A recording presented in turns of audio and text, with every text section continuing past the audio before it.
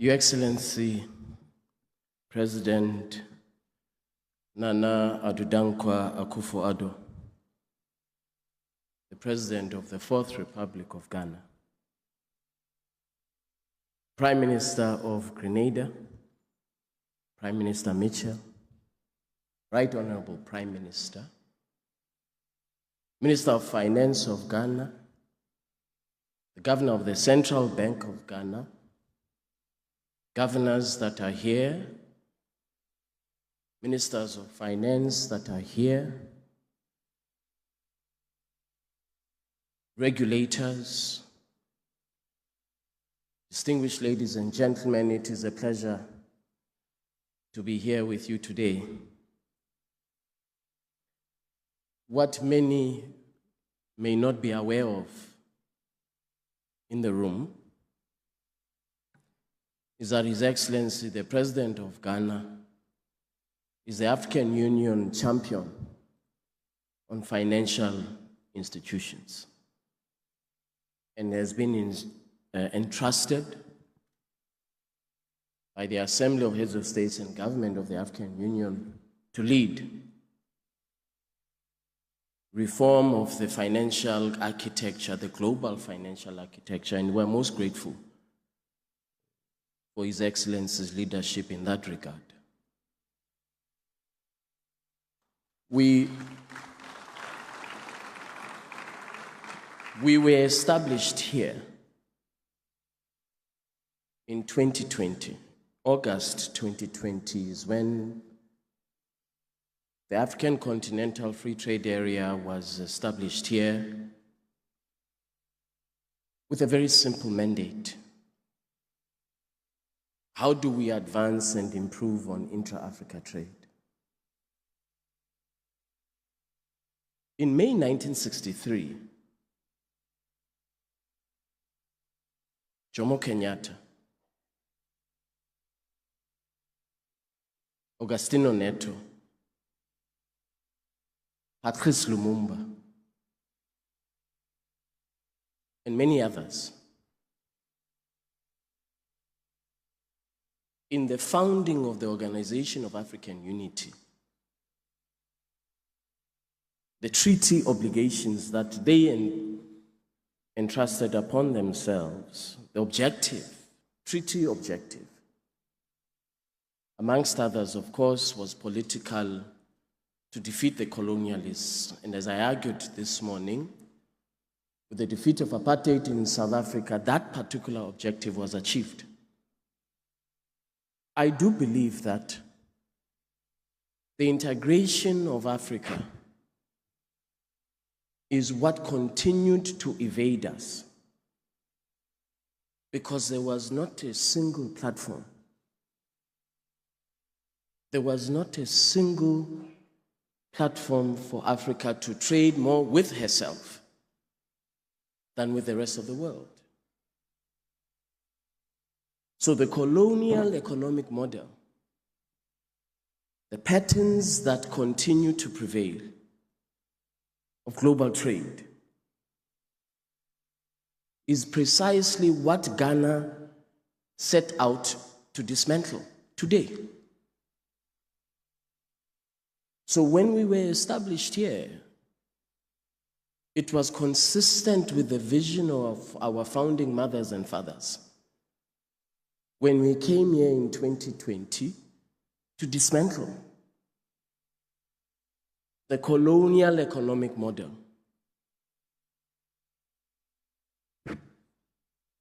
There are tools that our heads of states have set out that we must deploy these tools to achieve that particular objective. The African Continental Free Trade Area is chief amongst those tools. In February this year, our heads of states adopted the Protocol on Digital Trade, the first of its kind in the world. The very first of its kind in the world. I was there in Hong Kong in 2004, the Hong Kong WTO ministerial conference. We attempted. We couldn't get consensus to have a digital protocol. Today we have a digital trade protocol to advance Africa's technological digital economy to include the millions and millions and millions of young Africans who are at the cutting edge of digital innovation. The protocol on digital trade encompasses a number of provisions that I believe have the potential to significantly catapult our continent into global competitiveness in the digital economy. The heads of states have said, we want data to move across the continent freely. We want to prohibit the localization of computing services because we believe that we can and we should be a single digital market as the African continent. They also said that at the heart of this protocol on digital trade must be inclusion.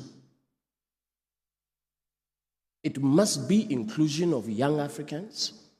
It must be inclusion of small, medium enterprises, particularly those that are run by women.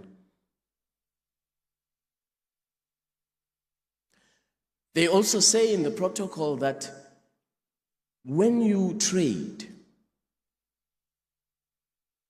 and you trade on a digital platform in Africa, we must not impose duties amongst ourselves. That there must be free movement of digital trade and services. Finally, they also say, our heads of states, that payments, digitally enabled payments, is critical, which is why with my senior brother, Professor Orama, we have implemented and we launched it here in Accra, the Pan-African Payment and Settlement System, and it was not a mistake to launch it here in Accra. The reason we said we want to launch the Pan-African Payment and Settlement System in Ghana, Accra, is because we are fully conscious of May 1963, when our founding mothers and fathers said, not only are we occupied with pushing back the colonialists, but also we want to establish a Pan-African Payment Union. 1963. And today, we have a digital payments platform that enables me to trade with my counterparty in Kenya. I pay in Ghanaian cedi. My counterparty receives the Kenyan shilling without relying on a third currency. The point I seek to establish today is this, that we have, as Africans, within our reach, digital technology, tools that will enable us to advance on that particular objective of May 1963. So the conference today, in my opinion, is not actually just about technology, innovation, investment. In my view, it is about how do we advance the economic sovereignty of our continent. 43 currencies in Africa, 42 currencies on the continent, as we all know. Reliance on platforms that take us elsewhere to trade. 2019 alone, $20.5 billion worth of transactions on SWIFT. $20.5 billion that we as Africans, can you imagine? If I want to go from Ghana to Kenya, I must start in London or New York. It's the same with payments. If you want to pay your counterparty in Kenya, you use a correspondent bank in New York or London. So this question of the payment sovereignty of our continent, in my opinion, my very humble opinion, is particularly instructive to us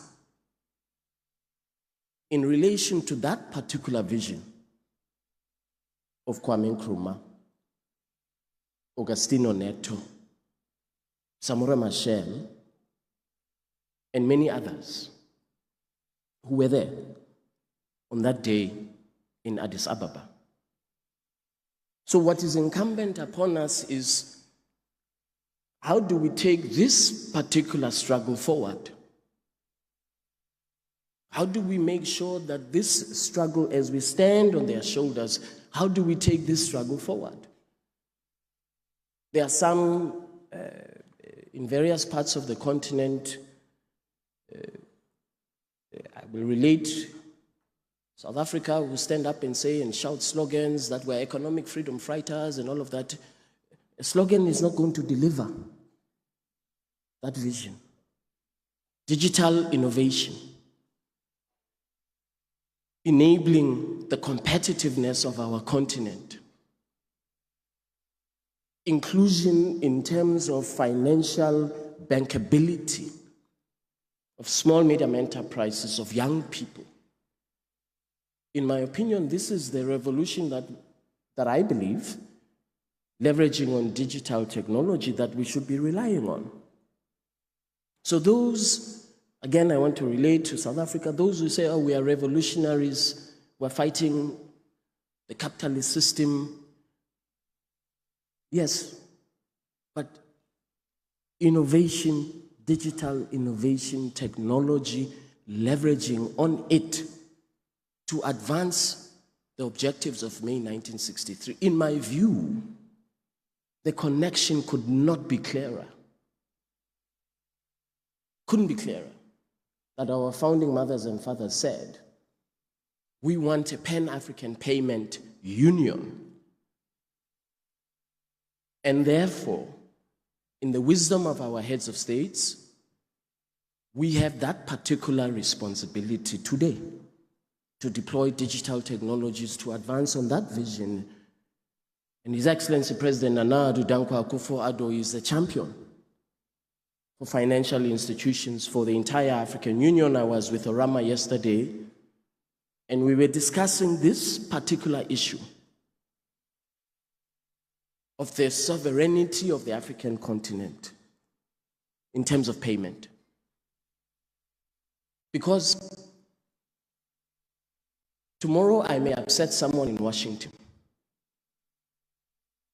and I won't be able to make payments. I'll be cut out of global payments, architecture, and infrastructure. Because I've upset someone in Washington. Fortunately, my wife is American, so she will mediate on my behalf. The point is, the emerging global geopolitical context, geoeconomic context should compel us as Africans to say, how do we emerge from this particular context, this situation that we are in? I want again to emphasize what His Excellency President Nana Addo Dankwa Akufo often says. Akufo-Addo often says that Africa beyond aid. Africa beyond aid. And again, I quote him, he said, we are not for a white man who is Russian or a white man who is French. We are for Africa. So this, in my opinion, this question of the existential economic sovereignty of our continent is precisely why the African Continental Free Trade Area was established, so that we leverage on this market of 1.4 billion people, which by 2050 is projected to be the 8th or the 7th largest economy in the world, 16.3 trillion United States dollars at that time, 2050, 27 years from now. But if we don't deploy these digital technologies that all of us are going to be discussing today and tomorrow, I don't know that we will reach that objective. So I want to thank all of you very much for the opportunity to share with you what our heads of states have instructed me to do, which is to implement the protocol on digital trade, to create opportunities for millions and millions and millions of young Africans, to place small, medium enterprises at the center of Africa's economy, and to catapult our continent to global competitiveness, which is the preeminent objective of the Assembly of Heads of States and Government that we have. So I sought today to make a linkage between May 1963, the establishment of the Organization of African Unity, and link it with where we are today, and that is digital innovation, digital inclusion and investment. Perhaps I have not succeeded, but I invite all of us to make that particular political linkage with digitization and digital economy in Africa. I want to thank you very much for your attention. Thank you.